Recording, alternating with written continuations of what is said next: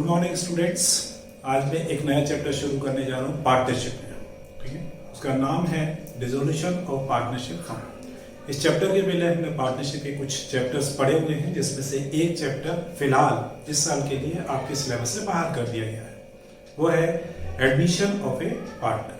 Right, अभी तक जो भी चैप्टर हमने पढ़े वहां पे पार्टनरशिप में चेंज हो रहा था, मतलब ये कि पार्टनर्स के आपस में रिलेशन चेंज हो रहे थे, जिसको हम बोलते हैं रिकॉन्स्टिट्यूशन ऑफ पार्टनरशिप।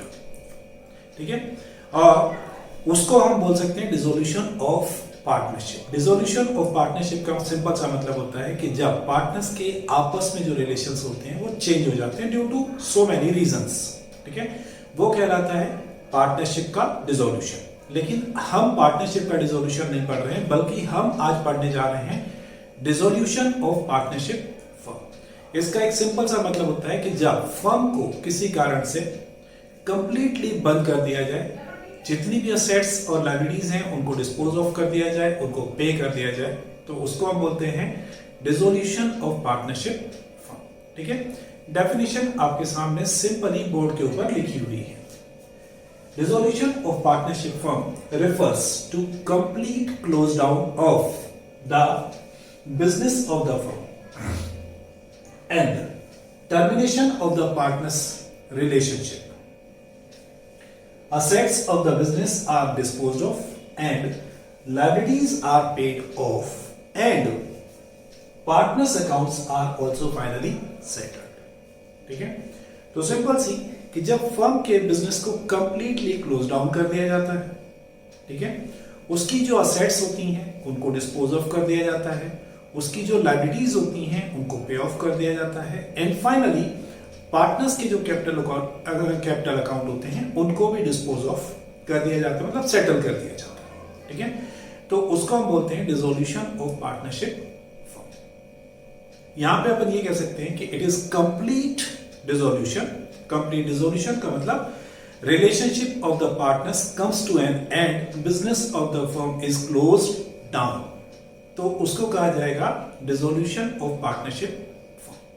अगर पार्टनर्स के रिलेशंस चेंज होते हैं, पार्टनर्स कम या ज्यादा हो जाते हैं, उनके प्रॉफिट शेयरिंग रेशियो चेंज हो जाते हैं, लेकिन फर्म का बिजनेस अगर चलता रहता है, मतलब पार्टनरशिप का बिजनेस अगर चलता रहता है, तो उसको हम बोलते हैं डिसोल्यूशन ऑफ पार्टनरशिप, ना कि डिसोल्यूशन ऑफ पार्टनरशिप। ओके, अब कुछ चीजें जो यहां पर हैं थ्योरेटिकली आपके लिए काम की हैं बोर्ड के पॉइंट ऑफ व्यू से। मेथड्स ऑफ डिसोल्यूशन, इसको हम दो कैटेगरी में डिवाइड कर सकते हैं, एक with the intervention of the court and without intervention of the court. तो सबसे पहले मैं आपको यहां पे बताने जा रहा हूं without intervention of the court, मतलब ऐसा डिसोल्यूशन जिसमें कोर्ट का इन्वॉल्वमेंट नहीं है। ठीक है, इसको हम यहां पे डिवाइड कर रहे हैं। पहला है by agreement, if all the partners decide by mutual understanding, एक दूसरे के साथ में सलाह करके फाइनली डिसाइड करते हैं कि बिजनेस को क्या कर दिया जाए, बंद कर दिया जाए। रीजन कुछ भी हो सकता है, लेकिन अगर सारे पार्टनर एग्रीमेंट करके फर्म के बिजनेस को बंद कर देते हैं, लायबिलिटीज को पे ऑफ कर देते हैं, असेट्स को सोल्ड आउट कर देते हैं, तो उसको हम बोलते हैं डिसोल्यूशन बाय एग्रीमेंट।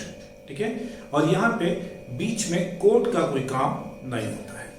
अगली जो चीज है वो है compulsory dissolution on insolvency of all partners. अब दूसरा है कंपल्सरी डिसोल्यूशन। किस सिचुएशन में कंपल्सरी डिसोल्यूशन होता है? सबसे पहला है व्हेन ऑल द पार्टनर्स और all but except one partner become insolvent. ठीक है, तो अगर किसी फर्म के जितने पार्टनर हैं वो सारे के सारे पार्टनर्स इंसॉल्वेंट हो जाते हैं, या किसी एक को छोड़ के बाकी सारे पार्टनर्स इंसॉल्वेंट हो जाते हैं, तो उसको हम कहते हैं डिसोल्यूशन बाय कंपल्सरी डिसोल्यूशन। उसके बाद आता है दूसरा illegality of the business. Whatever business is being conducted और done by the firm, if it is declared as illegal business, ठीक है, due to change in law और due to any other act वगैरह, किसी भी कारण से अगर उनके बिजनेस को इलीगल डिक्लेयर कर दिया जाता है, तो फर्म को कंपल्सरीली बंद करना पड़ता है, बिजनेस को शट डाउन करना पड़ता है। ठीक है, और इसके बाद अब हम आते हैं दूसरा डिसोल्यूशन ऑन कंटिजेंसी। कंटिजेंसीज का मतलब होता है आफ्टर हैपनिंग सर्टेन इवेंट, ठीक है, कुछ इवेंट्स होने पर, कुछ घटनाएं होने पर, कुछ सिचुएशंस सामने आने पर फर्म को बंद करना पड़ता है, तो वो यह फर्म ऑटोमेटिकली बंद की जाएगी, तो वो कहलाता है डिसोल्यूशन बाय कंटिजेंसी। इसमें पहला जो पॉइंट है वो है डेथ ऑफ ए पार्टनर। अगर फर्म का कोई पार्टनर मर जाता है, जैसे अगर दो पार्टनर हैं, दो में से एक मर जाता है, तब तो वहां पे कंपलसरी बंद करना ही पड़ेगा, क्योंकि पार्टनरशिप के लिए कम से कम दो लोगों की जरूरत होती है, और एक उनमें से अगर निकल चुका है, ठीक है, ऊपर जा चुका है, तो एक अकेला जो बंदा है वो पार्टनरशिप को कैरी नहीं कर सकता है, देयरफॉर पार्टनरशिप फर्म डिसॉल्व हो जाएगी। दूसरा ये कि अगर एक से ज्यादा पार्टनर हैं, लेकिन एक पार्टनर की डेथ के बाद बाकी पार्टनर अगर डिसाइड करते हैं तो फर्म को बंद कर सकते हैं। इंसॉल्वेंसी ऑफ एनी पार्टनर, अगर फर्म के जितने भी पार्टनर्स हैं उनमें से किसी एक भी पार्टनर के इंसॉल्वेंट होने पर बाकी पार्टनर्स जो है वो फर्म को आइदर दे कैन कंटिन्यू और they can shut down the business of the. उसके बाद आता है एक्सपायरी ऑफ द पीरियड, ठीक है, अगर पार्टनरशिप फर्म जो फॉर्म की गई थी, if it is formed for a certain period, specified period, 5 साल, 10 साल, 2 साल, 4 साल, ठीक है, ऐसा होता है कई बार कि कुछ लोग पार्टनरशिप फर्म बनाते हैं बिजनेस के पॉइंट ऑफ व्यू से, लेकिन उसमें एक टर्म डिसाइड कर लेते हैं कि हम 5 साल तक साथ में काम करेंगे, आगे अगर जमा तो हम आगे उसको कंटिन्यू करेंगे, बट अभी फिलहाल हम 4 साल या 5 साल का एग्रीमेंट कर रहे हैं। तो इन दैट केस जैसे ही वो टर्म पूरी होती है तो फर्म ऑटोमेटिकली डिसॉल्व करनी पड़ेगी, फर्म को बंद करना पड़ेगा, ठीक है। उसके बाद आते हैं यहां पर achievement of the object. Sometimes certain business are established for achieving certain object, कि हमें ये काम करना है, ये काम खत्म होते ही, मतलब हमारा काम ये है, इस काम को जैसे हम अचीव कर लेंगे तो आगे हमारे लिए कोई स्कोप नहीं होगा और हम फर्म को बंद या बिजनेस को बंद कर देंगे, ठीक है। तो अगर आपकी फर्म जिस ऑब्जेक्ट के लिए स्टैब्लिश की गई थी, इंस्टॉल की गई थी, ठीक है, अगर वो ऑब्जेक्ट आपकी फर्म अचीव कर लेती है तो फर्म को डिसॉल्व किया जाएगा। इसके बाद आते हैं रेजिग्नेशन ऑफ पार्टनर। अगर कोई पार्टनर चाहे तो फर्म से रिजाइन कर सकता है, फर्म से पार्टनर मतलब अपने आप को फर्म से अलग कर सकता है, ठीक है। तो ये भी एक तरीका होता है, यहां पे फर्म डिसॉल्व हो सकती है। इसके बाद आते हैं dissolution by notice in case of partnership at will. At will का मतलब होता है ऐच्छिक पार्टनरशिप, जहां पे सभी ने डिसाइड किया कि anybody can leave the firm, ठीक है, और anybody can give the notice to dissolve the firm, ठीक है। तो वहां पे ऐच्छिक है कि जब तक किसी की मर्जी है तब तक वो पार्टनरशिप चलाने के लिए राजी हो सकता है, और जब उसकी इच्छा होगी तो पार्टनरशिप फर्म को बंद करने के लिए एनफोर्स कर सकता है, ठीक है।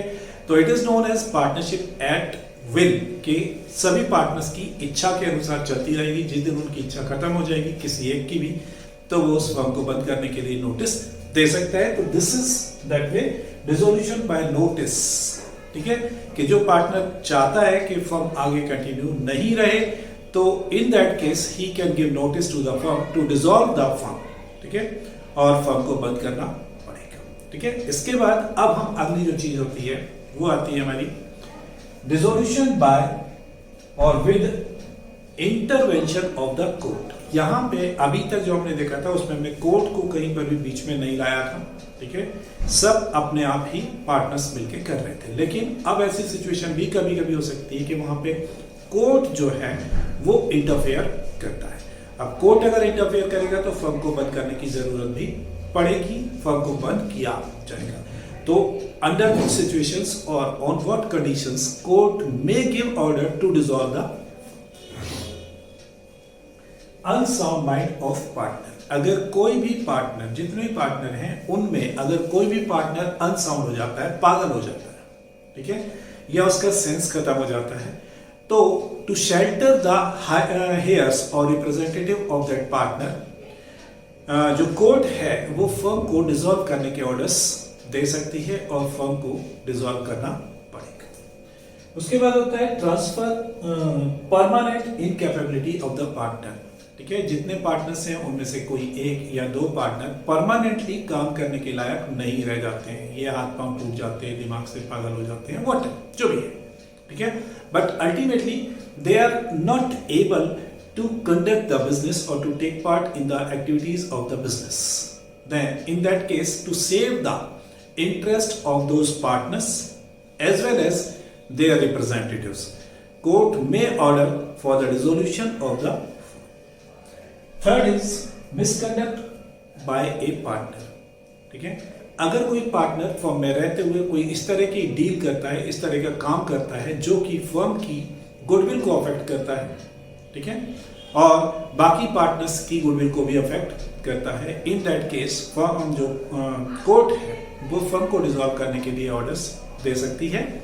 इसके बाद आते हैं ब्रीच ऑफ पार्टनरशिप एग्रीमेंट। अगर सभी पार्टनर्स या सब में से कुछ पार्टनर जो उनका एग्रीमेंट हुआ था, ठीक है, वी नो वेरी वेल कि partnership is an agreement between two और मोर पर्संस। तो अगर उन्होंने कोई एग्रीमेंट किया हुआ है और ऑब्वियसली एग्रीमेंट के बिना पार्टनरशिप नहीं हो सकती है, तो if any of the partner break और ब्रीच द एग्रीमेंट कंडीशंस, कोई भी पार्टनर उनमें से एग्रीमेंट की शर्तों को अगर तोड़ता है, उनका पालन नहीं करता है, जानबूझ के ऐसा वो करता है, ठीक है, तो कोर्ट इन दैट कंडीशन उस फर्म को बंद करने के ऑर्डर पास करेगा। इसके बाद transfer of interest without the consent of other partner. कोई भी पार्टनर अगर अदर पार्टनर्स की कंसेंट के बिना अपना जो शेयर होता है, अपना जो इंटरेस्ट होता है, वो किसी दूसरे बंदे को ट्रांसफर कर देगा, ठीक है, तो उस कंडीशन में भी कोर्ट जो है वो फर्म को डिसॉल्व करने के ऑर्डर प्लेस कर सकता है। देन कंसिस्टेंट लॉस, ठीक है, ये वैसे तो ये होता है कि पार्टनर्स की रिक्वेस्ट के ऊपर ही ये चीज की जाती है कि अगर फर्म कई सालों से कंटिन्यूसली लॉस में चल रही है और कोर्ट को ऐसा लगता है कि इन फ्यूचर, या पार्टनर्स को भी ऐसा लगता है कि इन फ्यूचर ये फर्म नहीं चल सकती है, मतलब ये है कि इसमें प्रॉफिट में आने के चांसेस निल ही हैं, ऑलमोस्ट निल होने का मतलब ये है कि अगर हम काम करते रहेंगे तो लॉस बढ़ते ही रहेंगे कम होने के बजाय। तो इन दैट केस जो कोर्ट है वो क्रेडिटर्स के इंटरेस्ट को देखते हुए फर्म को डिसॉल्व करने के ऑर्डर्स प्लेस कर सकती है। क्यों? क्योंकि अगर कंटिन्यूसली लॉस होते जाएंगे तो पार्टनर्स की कैपिटल का नुकसान तो होगा ही होगा, साथ में एक्सटर्नल लायबिलिटीज का भी नुकसान होता चला जाएगा। मतलब जो असेट्स आज की तारीख में अवेलेबल हैं, अगर हम और लॉस करते जाएंगे, ठीक है, तो उस लॉस का इफेक्ट ये होगा कि हमारी असेट्स की वैल्यूज कम होती चली जाएंगी और अल्टीमेटली पार्टनर्स जो हैं उनको तो नुकसान होगा ही होगा, लेकिन जिन लोगों को फर्म से पैसा लेना है उनको भी नुकसान होगा। तो उस कंडीशन में जो कोर्ट है वो फर्म को डिसॉल्व करने के ऑर्डर प्लेस करेगी कि कोर्ट फर्म को बंद कर दिया जाए, क्योंकि इसके प्रॉफिट में आने के कोई चांसेस नहीं है। इसके बाद आते हैं जस्टिफाइड रीजन। इसके अलावा कोर्ट कोई और जस्टिफाइड रीजन भी देख सकता है कि उसको लगता है कि इस कारण से फर्म को बंद करना जरूरी है, क्योंकि अगर ये फर्म कंटिन्यू रहती है तो इससे पब्लिक का इंटरेस्ट अफेक्ट होता है या समाज में कुछ गलत चीजें जाती हैं। तो इन दैट केस वो फर्म को बंद करने के ऑर्डर प्लेस कर सकता है। ये कोर्ट अपने हिसाब से डिसाइड करेगा और उस जस्टिफाइड ग्राउंड के बेस पर फर्म को बंद करने के ऑर्डर प्लेस कर सकता। ये तो थी इस चैप्टर की बेसिक चीजें जो मैंने आपको यहाँ पे समझाई। अब इसके अलावा थ्योरेटिकल क्वेश्चंस में दो क्वेश्चन और बनते हैं, वो है difference between dissolution of partnership and dissolution of firm. तो इसको मैं आपको पॉइंट वाइज समझा रहा हूं, यहाँ बोर्ड पे मैं लिख नहीं रहा हूं। तो सबसे पहले डिसोल्यूशन ऑफ पार्टनरशिप के बारे में पढ़ते हैं। तो डिसोल्यूशन ऑफ पार्टनरशिप का मतलब होता है continuing the business of the firm with a change in terms and conditions of the partnership. जबकि डिसोल्यूशन ऑफ पार्टनरशिप फर्म का मतलब होता है closure of the business and discontinuance of the partners relation, complete close down of the business, जिसको हम बोल सकते हैं termination of the relationship of the partners, वो कहलाता है डिसोल्यूशन ऑफ पार्टनरशिप। ठीक है, जो डिसोल्यूशन ऑफ पार्टनरशिप होता है वो एक फर्म की लाइफ में कई बार हो सकता है, कई बार उनके प्रॉफिट शेयरिंग रेशियो चेंज हो सकते हैं, कई बार टर्म्स एंड कंडीशंस चेंज हो सकती है, लेकिन डिसोल्यूशन ऑफ फर्म किसी भी फर्म की लाइफ में एक बार ही होता है। ठीक है, जब डिसोल्यूशन ऑफ फर्म होता है, डिसोल्यूशन ऑफ पार्टनरशिप होता है, तो उसमें फर्म का जो बिजनेस है वो कंटिन्यू रहता है, जबकि डिसोल्यूशन ऑफ फर्म में बिजनेस जो है वो डिसकंटिन्यू हो जाता है। ठीक है, जब डिसोल्यूशन ऑफ पार्टनरशिप होता है तो उसमें रीवैल्यूएशन अकाउंट बनाया जाता है, जिसमें असेट्स और लायबिलिटीज को फिर से वैल्यूड किया जाता है और उनकी वैल्यू में आने वाली जो भी इंक्रीज या डिक्रीज होता है, जो भी चेंज आता है, उसको पार्टनर्स के कैपिटल अकाउंट में एडजस्ट किया जाता है। जबकि रिवैल्यूएशन अकाउंट जो डिसोल्यूशन ऑफ पार्टनरशिप फर्म है, उस वक्त डिसोल्यूशन के केस में हम बनाते हैं रिवैल्यूएशन अकाउंट की जगह रियलाइजेशन अकाउंट।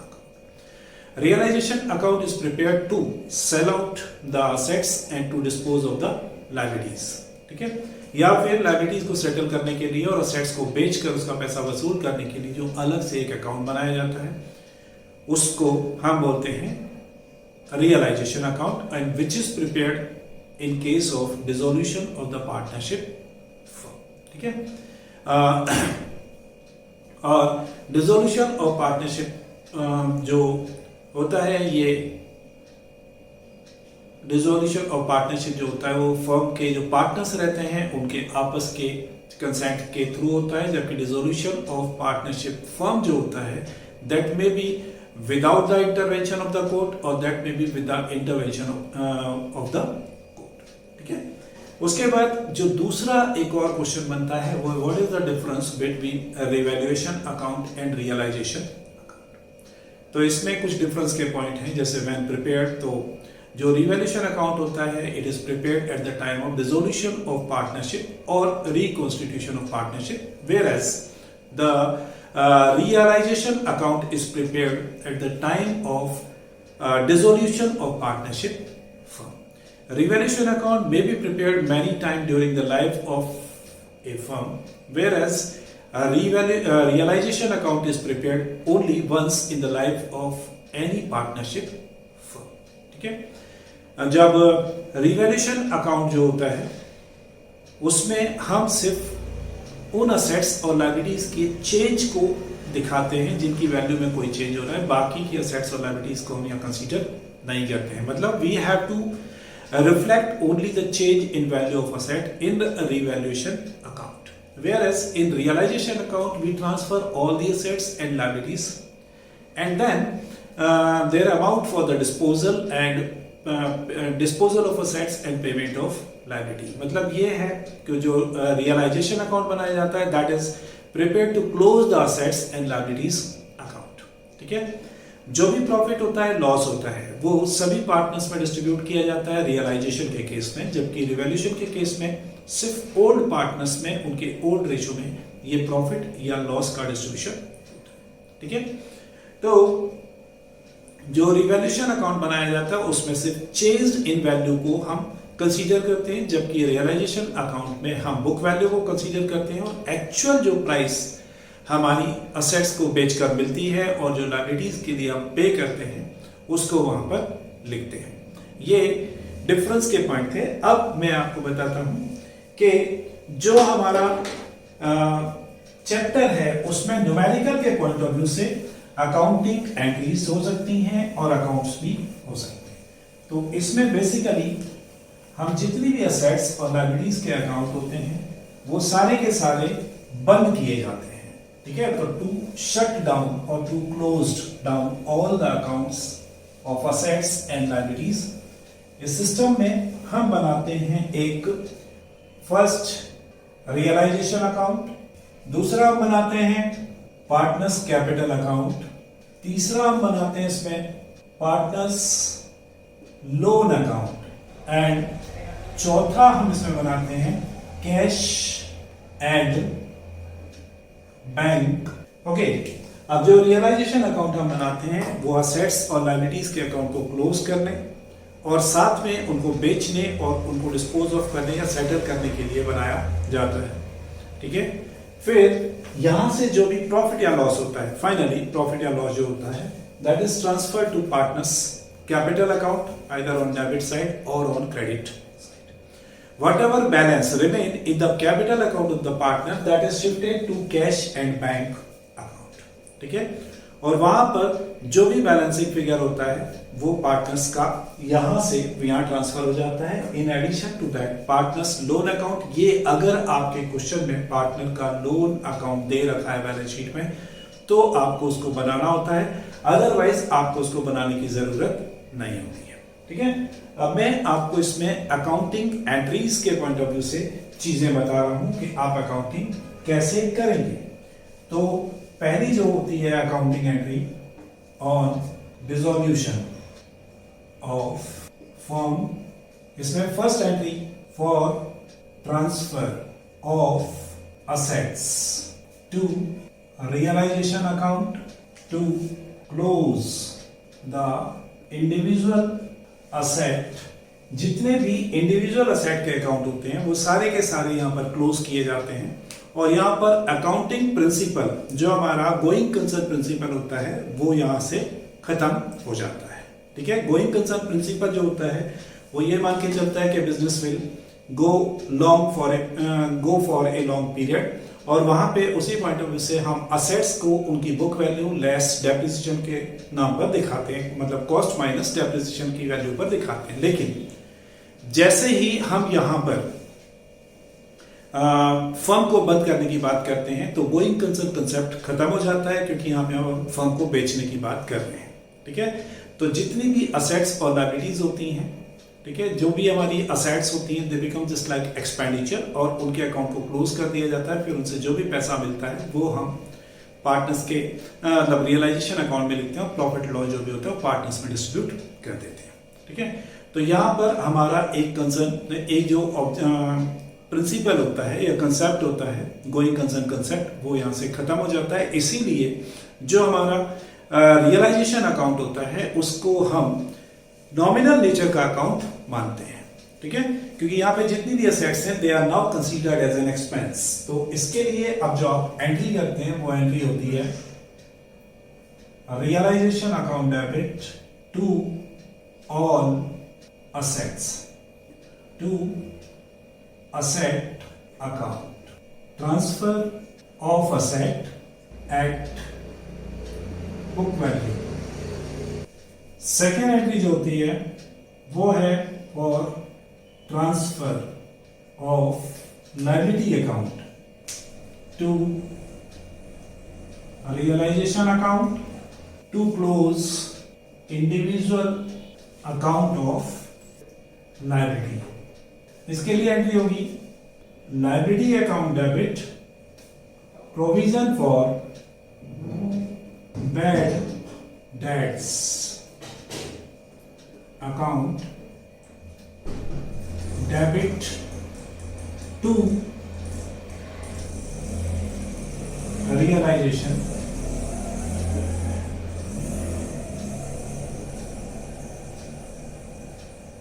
account, ये है transfer of liability at book value. Okay, तो ये फिलहाल दो एंट्रीज मैंने आपको यहाँ पे लिख के दी हैं। पहली एंट्री है to close down the accounts of individual asset, जिसमें हम जितनी भी असेट्स होती हैं कुछ को छोड़ के वो मैं आपको बताऊंगा। ठीक है, तो हम सारी असेट्स को ट्रांसफर कर देते हैं रियलाइजेशन अकाउंट में eight their book value. Book value का मतलब जो बैलेंस शीट में जो वैल्यू दिखाई गई है उस वैल्यू पर हम सारी असेट्स को ट्रांसफर करके क्लोज कर देते हैं। एंड अब इस एंट्री के बाद जो हमारी सारी असेट्स हैं तो इंडिविजुअल असेट जो हैं वो अपने आप में रियलाइजेशन अकाउंट के नाम से जानी जाएगी।